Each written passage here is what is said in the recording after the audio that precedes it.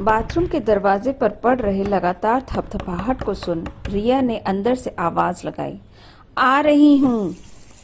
कई रंगों में लिपटी हुई रिया अपने चेहरे का रंग छुड़ाने में लगातार अपने चेहरे को रगड़ी जा रही थी। होली का त्योहार होता ही इतना रंगीन है।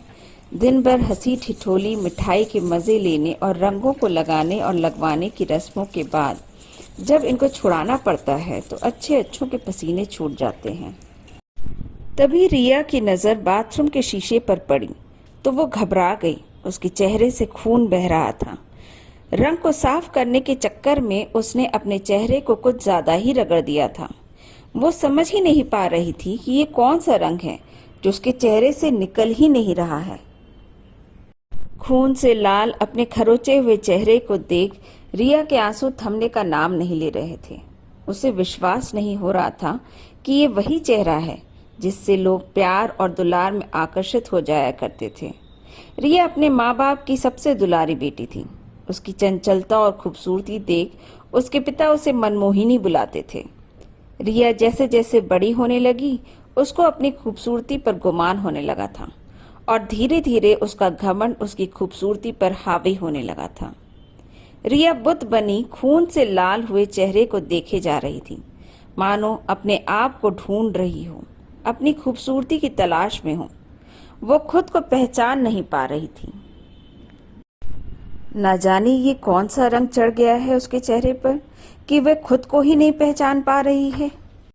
ये सोचते हुए वह बाथरूम से निकल खुद को रूम में बंद कर लेती है। लोग क्या सोचेंगे, कोई मुझसे बात नहीं करेगा, मेरे करीब नहीं आएगा, मुझसे दोस्ती नहीं करेगा। इन्हीं सब चिंताओं के भंवर में डूबी हुई वो डर और घबराहट के अंधेरे में खोई जा रही थी। तभी उसकी नजर रूम में लगे फोटो फ्रेम कोलाज पर गई।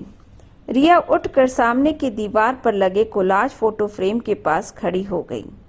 उसकी नजरें उन फोटोज से बने कोलाज पर तेजी से घूमने लगी, जैसे खुद को उन फोटोज में खोज रही हो। उस फ्रेम में रिया के बचपन से लेकर कुछ सालों तक की सभी फोटोज थी, लेकिन उन फोटोज में वो खुद को नहीं ढूंढ पा रही थी। फ्रेम के एक कोने में उसके बचपन के फोटोज थे। रिया बहते हुए आंसू के साथ अपनी मासूमियत, चंचलता और प्यारे से चेहरे को निहारे जा रही थी। धीरे धीरे वो अपने सभी फोटोज को देखने लगी। तभी उसको एहसास हुआ कि उसकी शक्ल उम्र के साथ साथ बदलती जा रही है। उसके दिल ने धीरे से कहा, जिंदगी के थपेड़ों ने कितना बदल दिया है मुझको।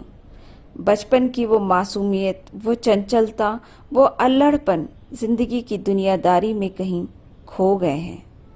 चालाकी, स्वार्थ, झूठ, दिखावा, घमंड कब मेरे चरित्र में घुलकर मेरे चेहरे पर दिखने लगे पता ही नहीं चला। अब ये मुखौटे ही मेरे चेहरे का अभिन्न अंग बन गए हैं कि जिनको अब निकाला नहीं जा सकता है। तभी कमरे के दरवाजे पर हो रही थपथपाहट से रिया का ध्यान टूटा। उसने फटाफट से अपने आंसू पोंछते हुए कहा, आ रही हूँ।